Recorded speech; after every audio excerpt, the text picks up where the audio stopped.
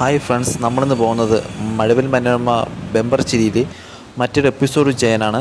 ഞങ്ങളൊരു 5 മിനിറ്റും കൂടി ലേറ്റായിരുന്നെങ്കിൽ ഞങ്ങളുടെ വണ്ടി മിസ്സായേനെ.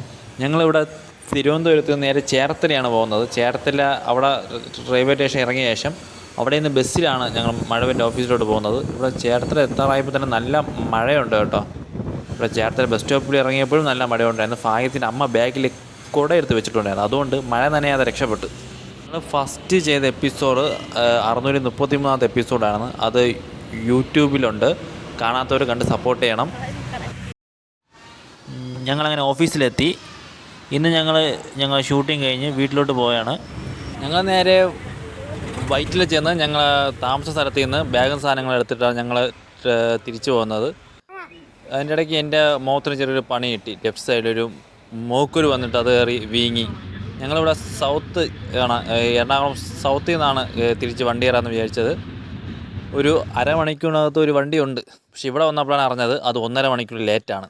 വീഡിയോ ഇഷ്ടപ്പെട്ടാൽ ലൈക്ക് ചെയ്യുക.